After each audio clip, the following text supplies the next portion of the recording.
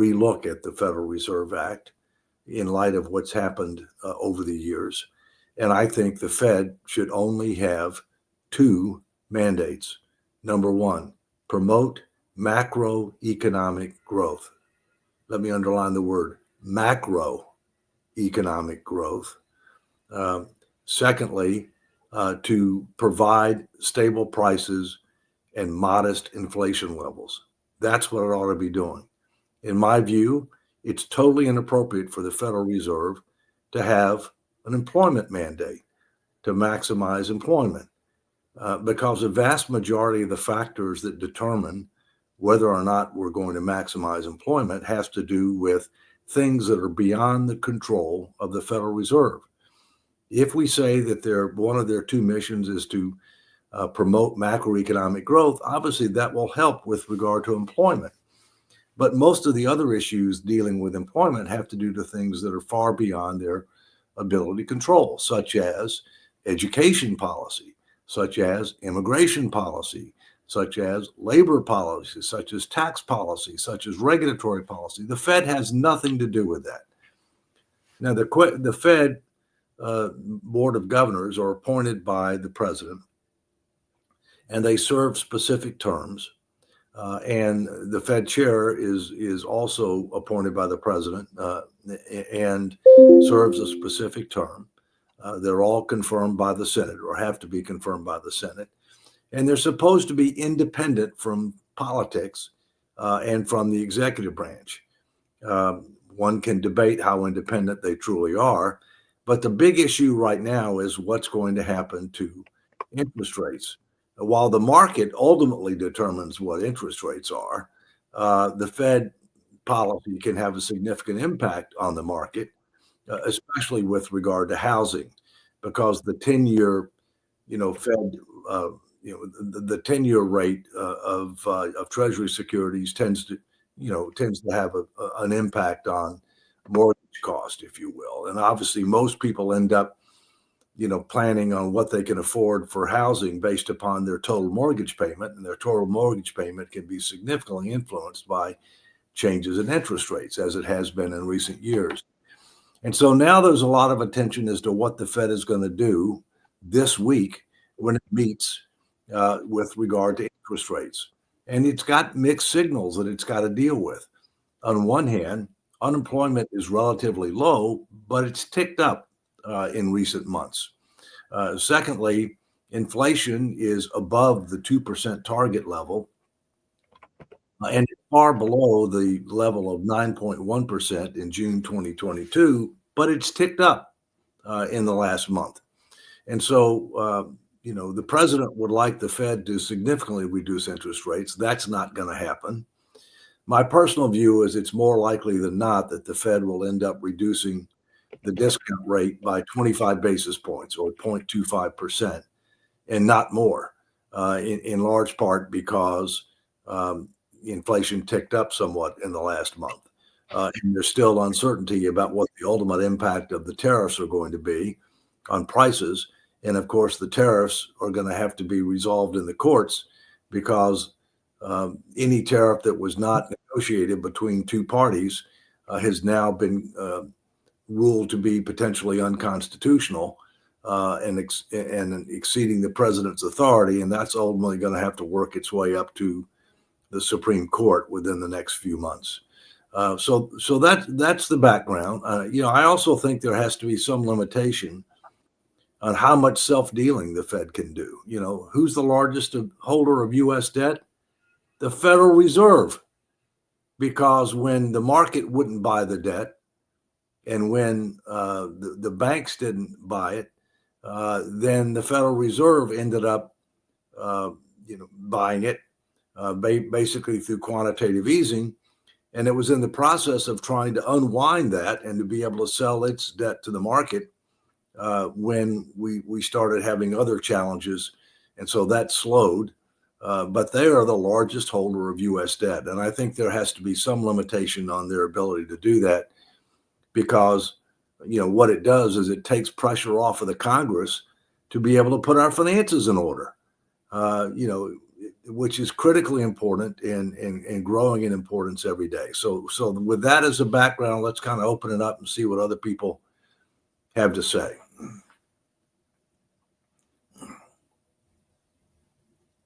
You there, Nick? On here. Hello, Nick.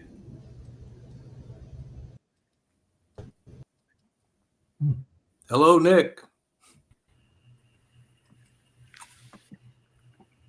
Oh, there it goes. I kind of got the computer wasn't moving. Well, now it's moving. That's good. Maybe it's Mark who moved it. Yeah. First of all, I wanted to shout out to Tom Barkin, who's the president of the Federal Reserve of Richmond. Tell him hello. Tom is actually a personal friend of mine. He comes from the Tampa, Florida area, and he used to come to my house all the time when he was younger, and we used to play chess together. And then next thing I know, he's the head of the Federal Reserve in Richmond. I think he's looking maybe someday to become head of the Federal Reserve all the way, the Federal Reserve of the United States as opposed to Richmond, but we'll see. Anyway, it looks like Sasha has some comments from Canada, so let's bring up Sasha, assuming I can bring up Sasha. Dave, there we go. Dave, you mentioned that the Supreme Court is taking this tariffs case in the next few months. No, it's taking it in November, precisely. Okay. And by 2 November, months. That's 2 months. It's Yeah. 2 months. Yeah. So Right. we are looking at most likely ruling that these tariffs, according to constitutions, are illegal indeed, because it's up to the Senate, or rather the Congress, to impose or not tariffs, not the president. And the emergency under what he's used as the reason that he imposed tariffs it's completely bogus claim there was no emergency situation. Now, the most interesting things actually too are that all these hundreds of billions of dollars collected so far, because they are illegal gains, would have to be repaid, all of it. The more interesting thing, number two, is, in my opinion, that Supreme Court cannot rule that countries that collected tariffs as a countermeasures against US tariffs would have to return their collected tariffs, because their tariffs were collected legally, and it's not Supreme's Court business in any case. So that could be very interesting situation that many other countries actually gained from this tariffs issue. What do you think? Well, I mean that'll be yet to be determined by the Supreme Court. We were very fortunate on our network to have Jeffrey Schwab, who headed up that case, who was lead counsel. He came onto the Pod TV network to discuss the case prior to his initial hearing before the trial court, which he won, and then he won at the Federal Court of Appeals, so now it's through the Supreme Court. We picked up the case because I believe it had merit, Sasha, that it looked like in the separation of powers that the powers of the tariff should be rested with the legislative branch, not the executive branch. However, it's all speculation as to see what the Supreme Court's going to do. And I guess in November we'll have the answer, whether they're going to go prospective or retroactive on that. In the meantime, we're looking at the Federal Reserve because, you know, Sasha, since you do modern investing, it's pretty important, because if they lower interest rates, that sends the stock market a signal, and it starts going up. I mean, no, it will collapse.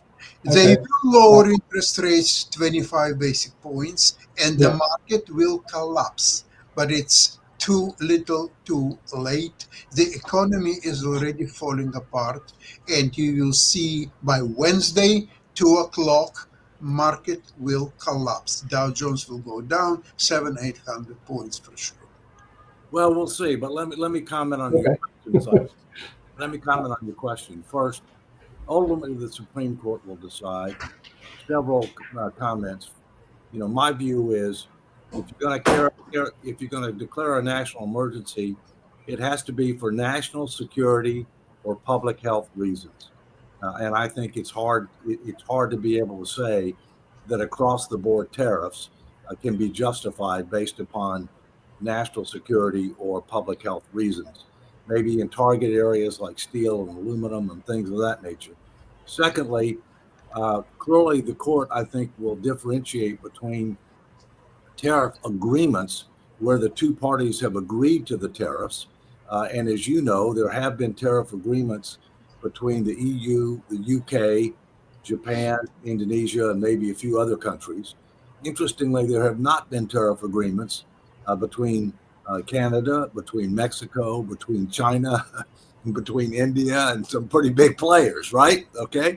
No, David, excuse me. If tariffs are illegal, what kind of agreement could be deemed valid if it's illegal in the first place? Let me tell you how I think they'll rule, but I don't know how they'll rule, and we'll have to wait and see. None of us on here are constitutional lawyers, although I know a fair amount about it. But I think in the end, what they'll do is that they will differentiate between negotiated tariff agreements and unilateral tariff agreements. And for those tariffs that are unilateral, that have nothing to do with national security and public health, I think they're likely to strike them down.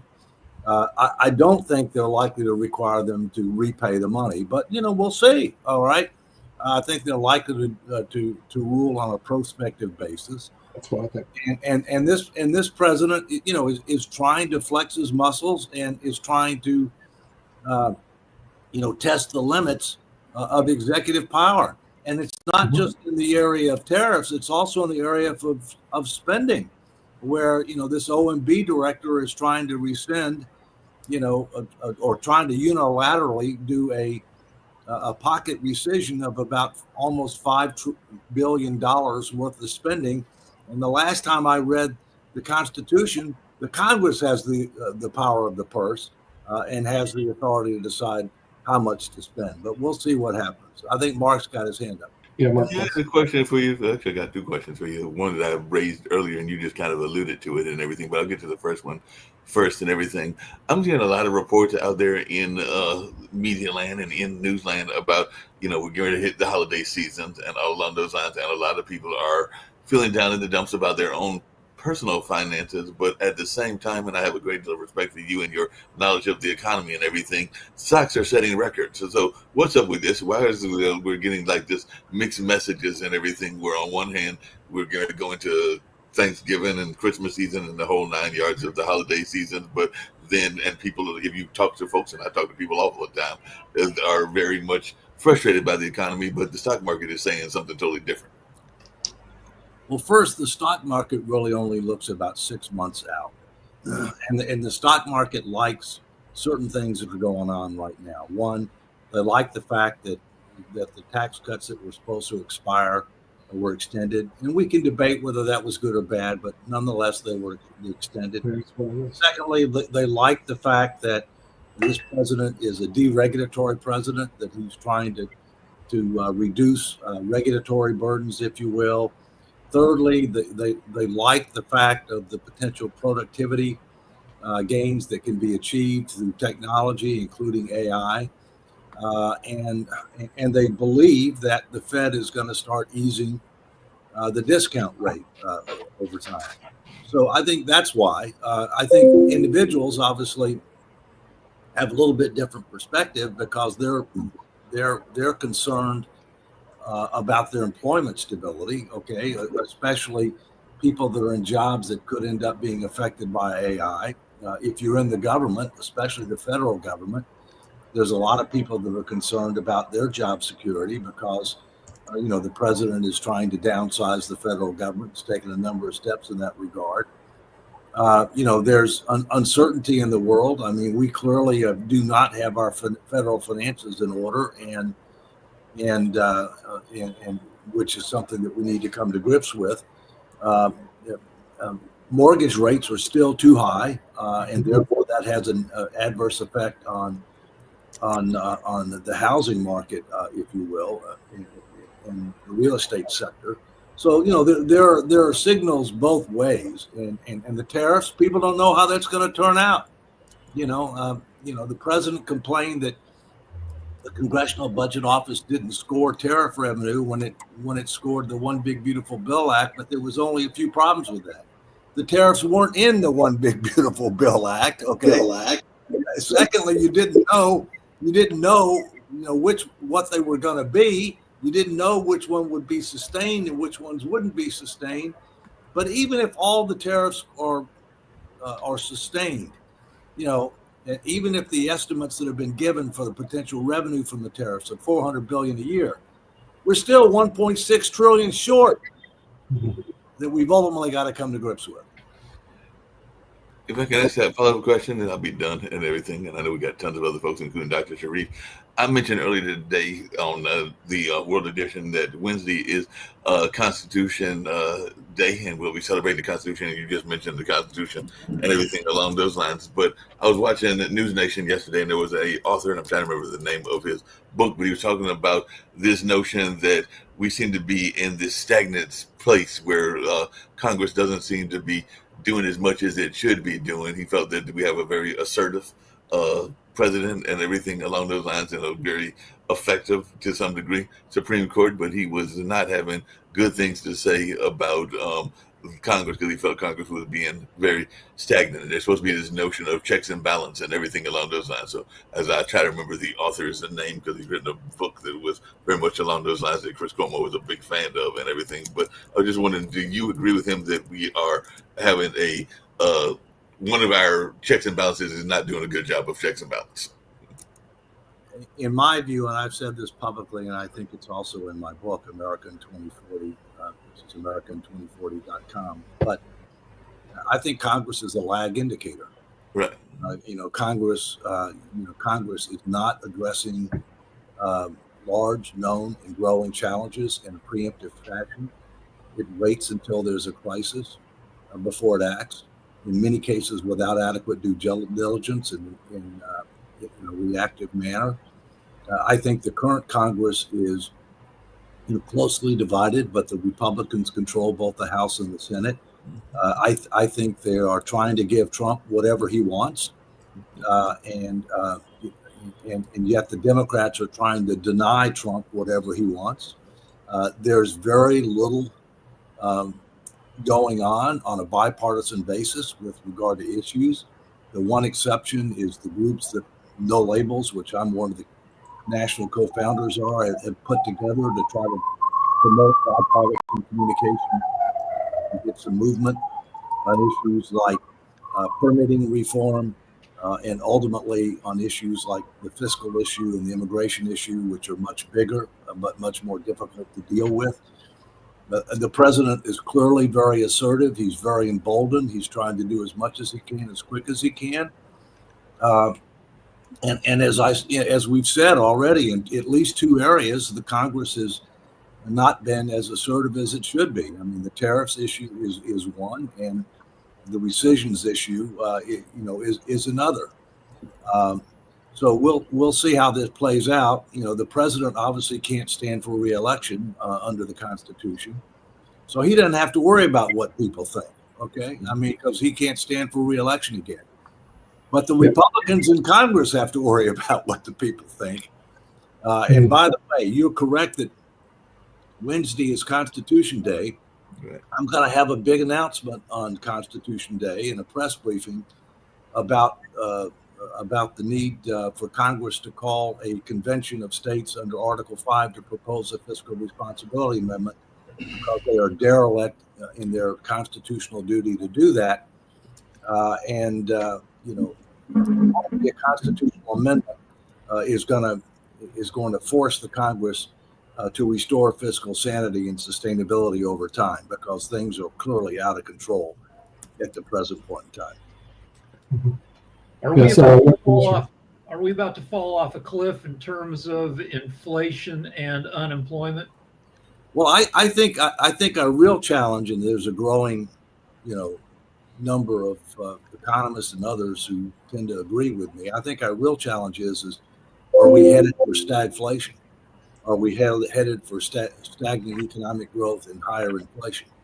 I believe that we can. It is possible to change course and to avoid, a debt crisis and to avoid stagflation. But it's going to take concerted action. And Congress is very adept at doing nothing. When you do nothing, it's okay when things are going well. But when things are not going well and they're deteriorating with the passage of time, doing nothing is not acceptable. So we had stagflation in the 70s. Right. Who took the blame for it, and who is likely to take the blame for it this time around if we have it? Well, I think stagflation was probably, Jimmy Carter, President Jimmy Carter, and primarily took the blame for it. Okay. Paul Volcker, who was a friend of mine, may God rest his soul, who was, the very capable and courageous chairman of the Federal Reserve, who took on inflation, and Reagan let him take it on. Okay, he didn't try to interfere with it, and he broke the back of inflation through concerted action rather than just. Remember, before it had whip inflation, now we had the wind pens or whatever. Those are old enough to know that. I mean, the pen's not going to get the job done, and so we'll see. But I think there are no winners. The question is who's going to get more blame than the other. But the truth is, Congress is not doing its job.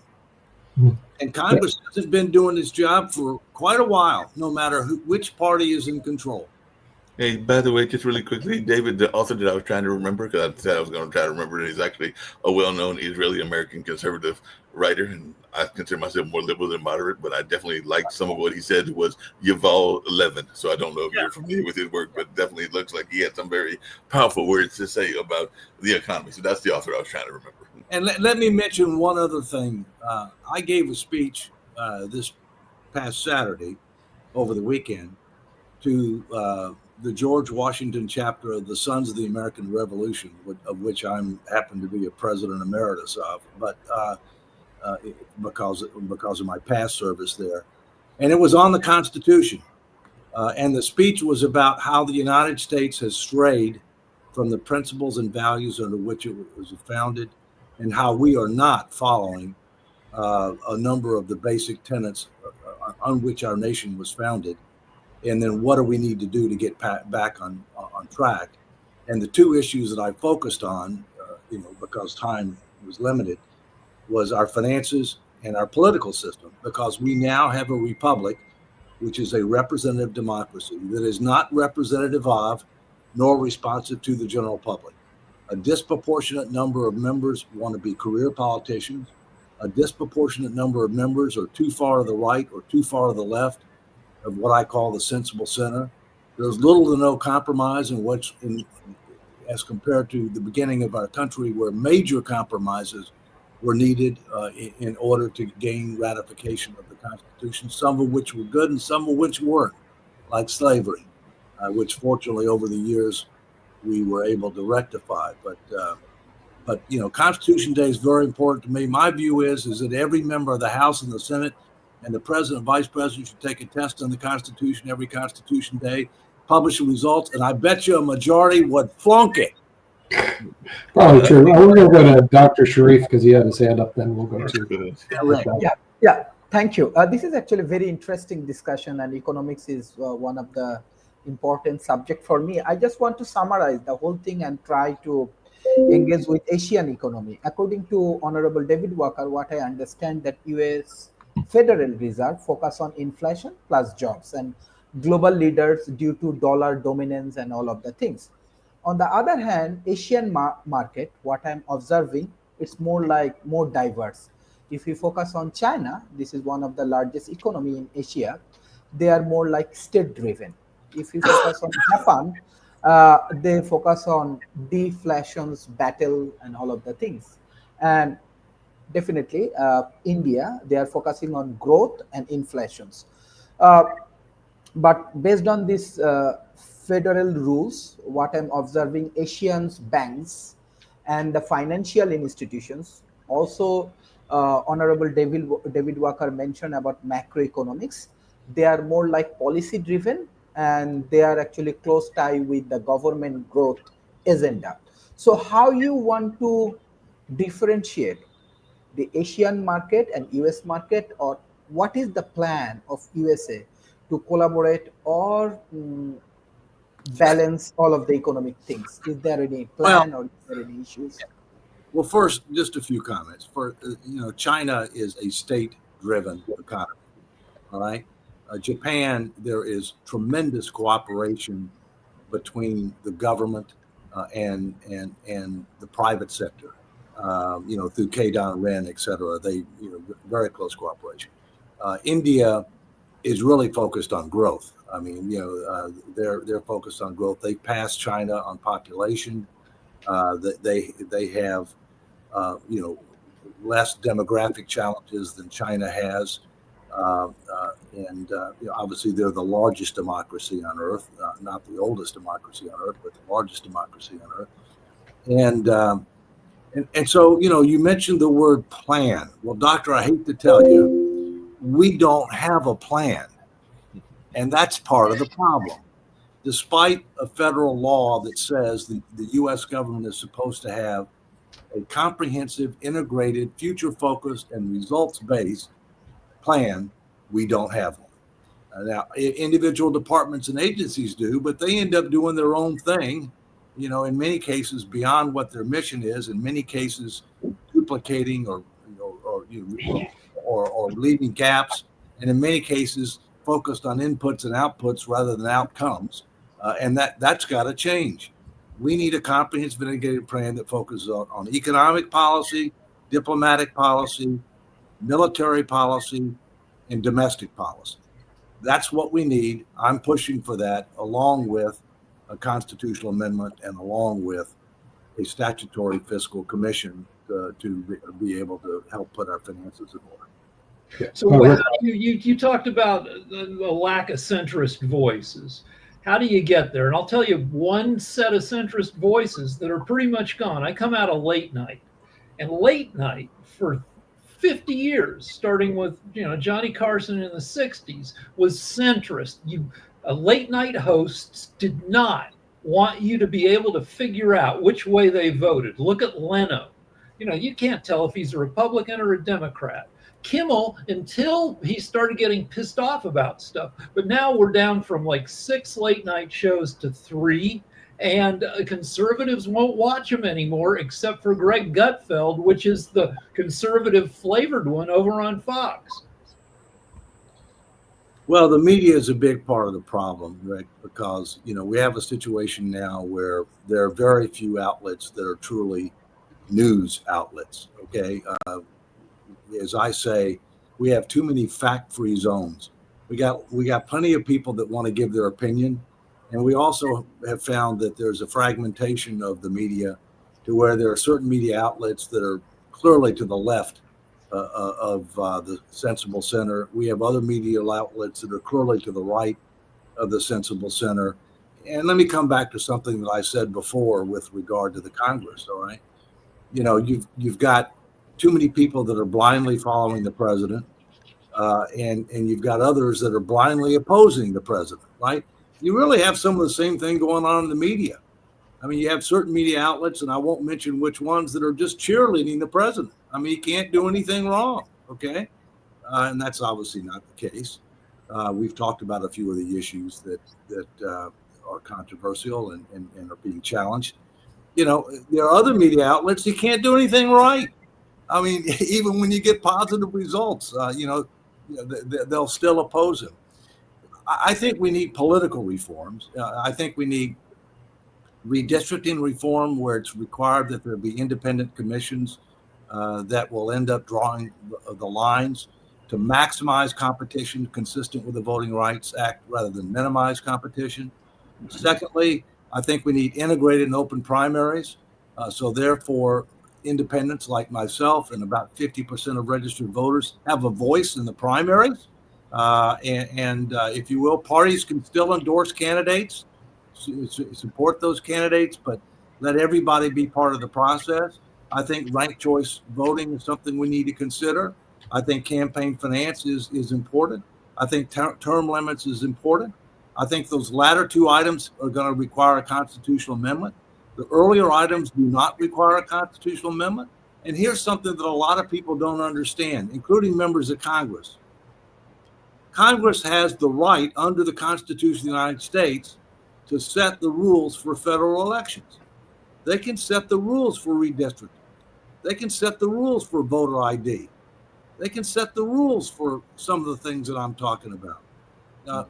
But they haven't, and they need to. And then we need to pursue,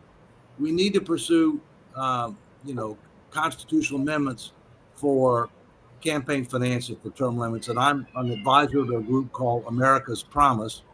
Had a meeting last night, a dinner last night with the leaders and supporters of America's Promise, who are trying to get a campaign finance constitutional amendment.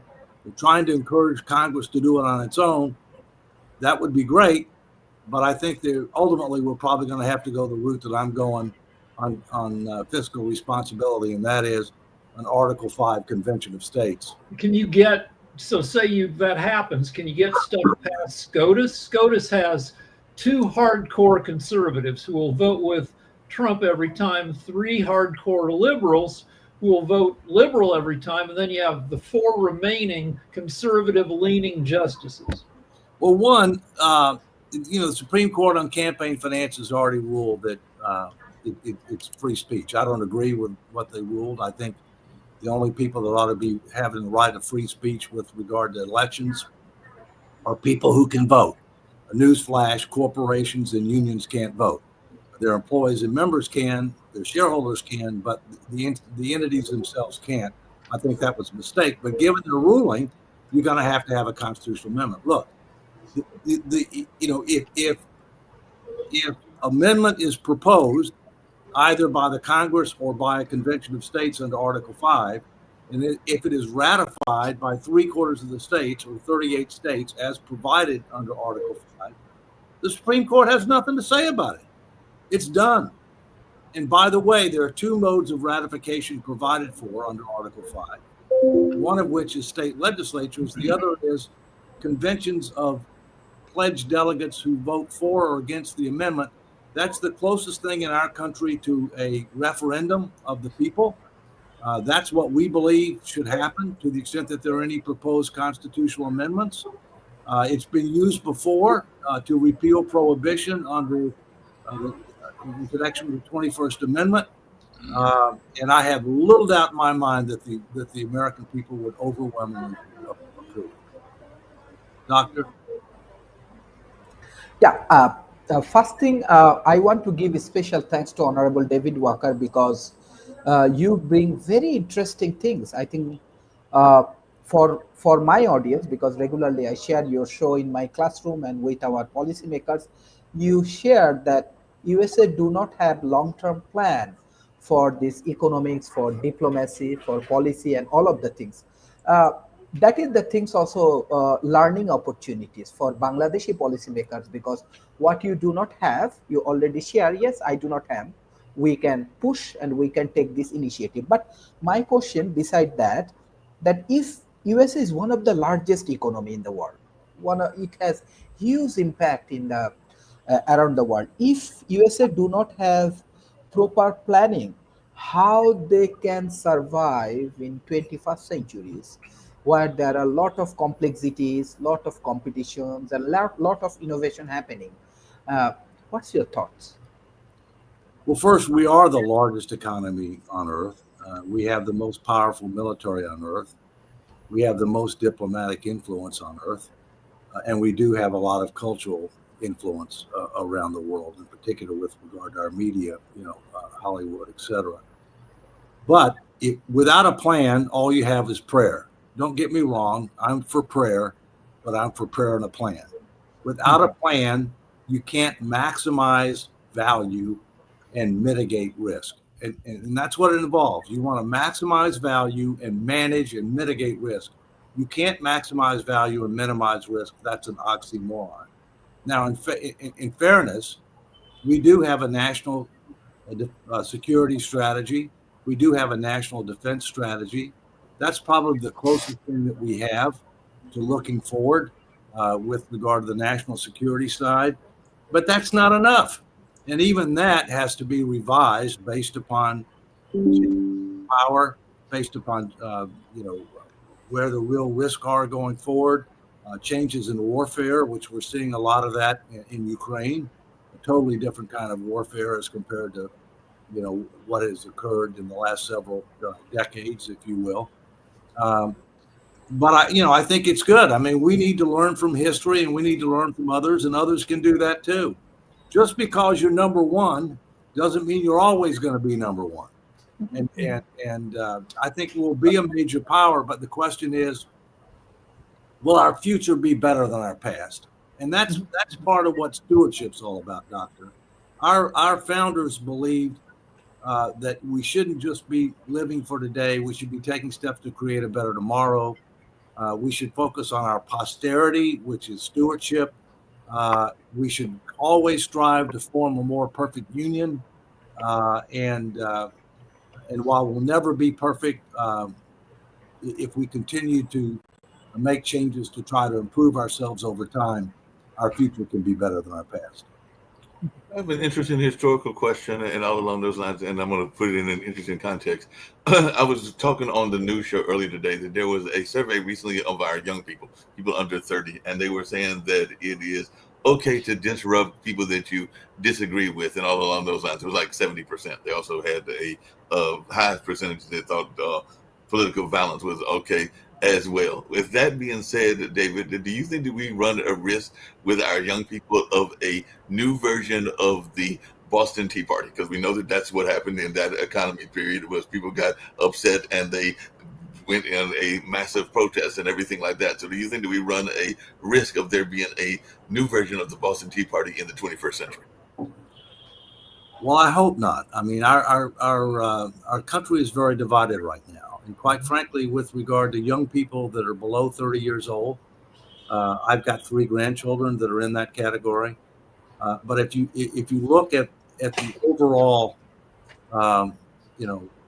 class of young people in that category, when I grew up, my parents instilled certain discipline, principles, and values in me.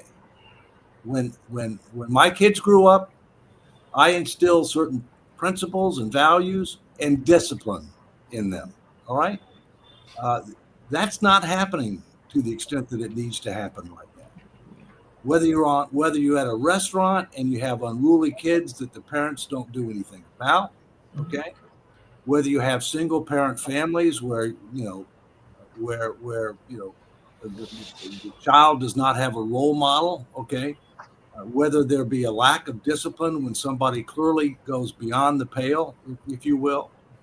So part of this is the lack of civility and the lack of being able to listen and to people with contrary views and to engage in constructive conversations with those people. They may or may not change your mind, but you should respect everybody's views. In many cases, the right answer is in between, right? I mean, not everybody's got a monopoly on the right answers. The tragic assassination of Charlie Kirk during this past week, the only thing that I can compare that to was the tragic assassination of Martin Luther King Jr. I mean, they obviously had different causes that they were focusing on, but neither one of them were elected officials. Neither one of them had any current power. They had influence, all right? They were trying to do things that they thought were right.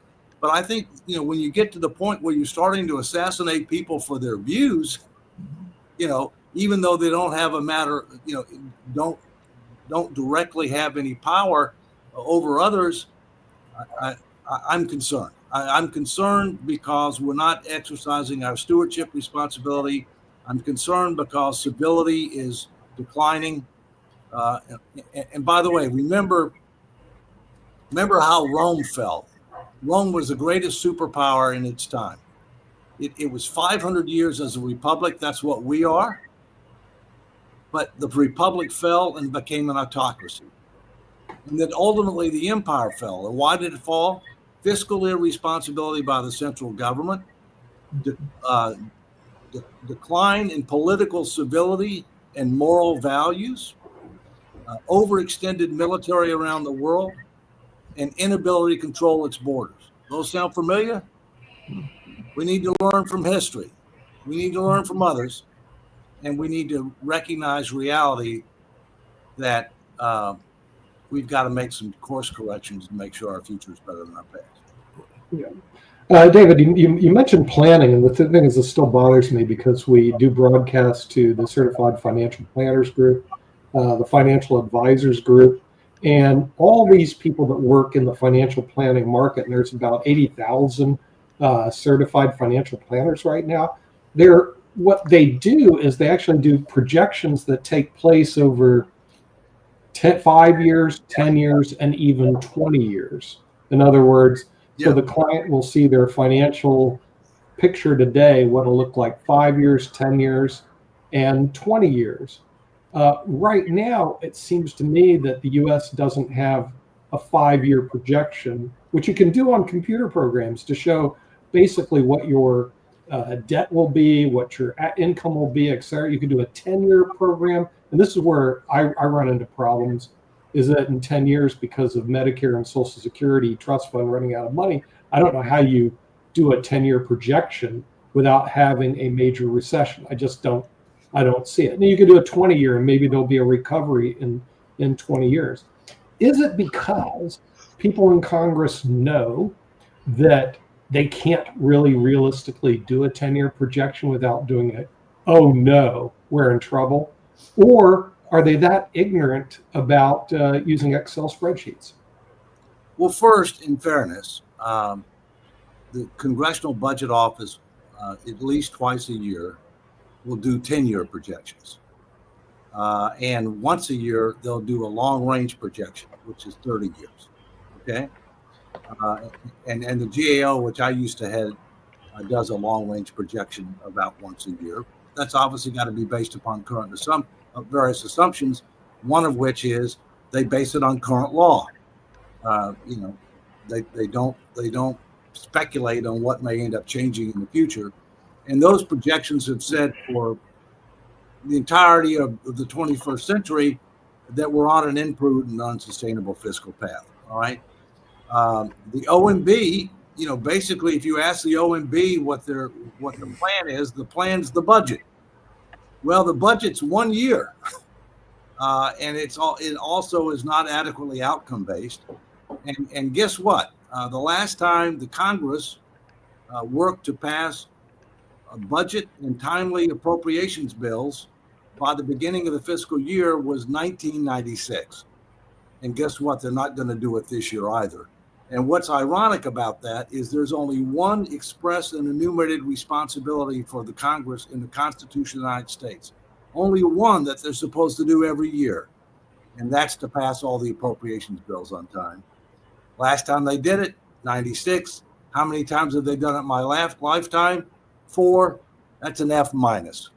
Another example of Congress is not doing its job. I have another question for you. Definitely, my World Talent Economic Forum majorly focus on economics. I really like economics, and I have very expert from around the world. It can be through Pot TV, or it can be through David Walker's, any institutions. And definitely, I want to contribute volunteer basis. If I have opportunities, or my team has opportunity to make or contribute for long-term strategic plan for USA, definitely I love to do that. Is there any scope or something? Well, one of the things first, I don't have confidence of the government being able to do it on its own. And the other thing you have to understand, and Nick, I think you could appreciate this, and others as well, everybody's for transparency and accountability until it relates to them.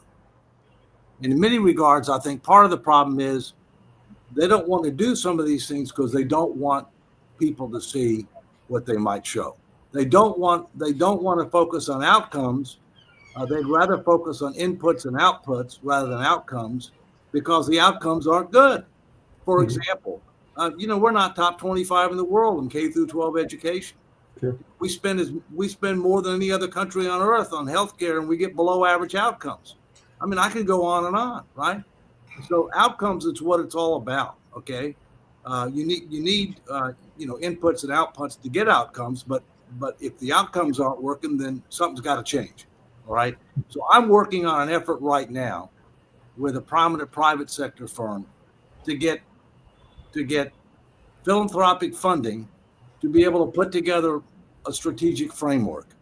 That we would end up putting together the strategic framework because I don't have confidence in government can do it.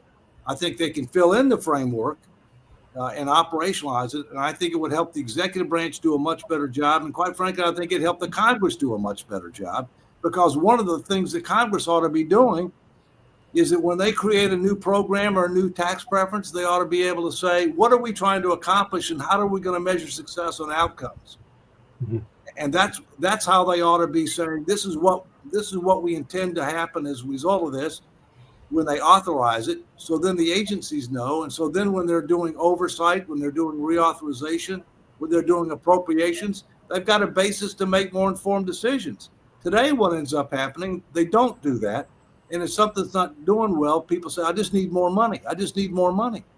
Well, if you throw in good money after bad policies, you don't want to throw more money at it. Mm-hmm. But that's what happens.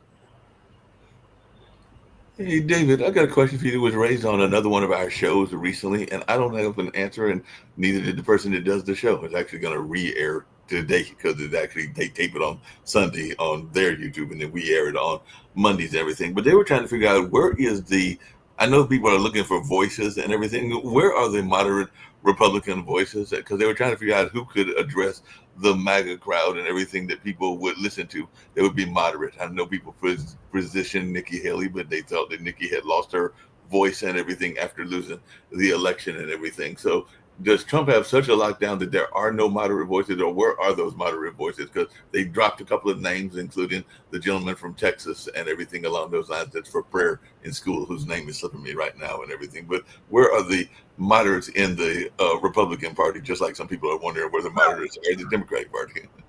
If you want to know who are more moderate than the extremes, okay, then go and look at who the members are of the House Problem Solvers Caucus. Okay. That is an official caucus of the House of Representatives that was started with the help of No Labels. It's equally divided between Republicans and Democrats.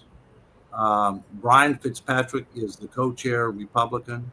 Tom Swayze is the co-chair for the Democrats. Equal number of members on each side of the aisle. No Labels is now working to create a bicameral group, which is both bipartisan and bicameral, so meaning the House and the Senate. And that is just in the formulative stages. Historically, there have been groups like the Blue Dog Democrats, the Republican Main Street Coalition, and those were more moderate members, but they are a small fraction of what they used to be. So look at the Problem Solvers Caucus in the House. Keep attuned to when the bicameral group will be more public. It's not public now; it's just getting formed. But that is, as I said, bipartisan, bicameral. Okay. David, what is the probability that What? Pardon me 1 second. Mark, there are also organizations that rank members based upon to what extent do they co-sponsor bills, and to what extent do they try to work in a collaborative fashion. And there are groups that rate that. You might want to just Google it and check that out. Sorry, Nick. Go ahead, buddy. Yeah, I have a question. What's the probability that actually having a constitutional convention to put the United States back in a fiscal responsible mode? Is this going to happen, or is this going to be another discussion and nothing happens? Well, first, I'm not advocating for a constitutional convention. I'm advocating for an Article 5 Convention of States, which, when you look at Article 5, which is only one paragraph, it is for the express purpose of proposing one or more amendments. It is not for rewriting the Constitution. It's only to propose amendments, which would then have to be ratified by 3/4 or 38 states. Okay?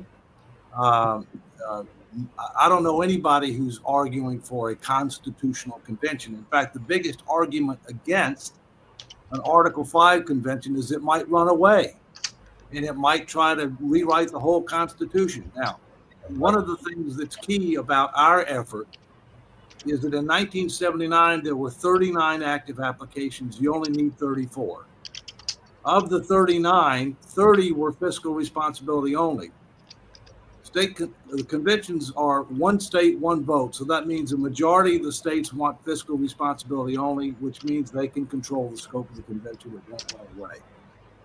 In addition, and still today, a majority of the states want fiscal responsibility only. And so my view is let's do with the most important issue first, deal with it, which is fiscal responsibility. Let's prove that an Article 5 convention can work without runawaying.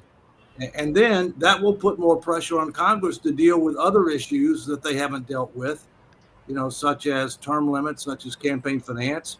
And if they won't deal with it, then we'll do another Article 5 convention and we'll deal with it.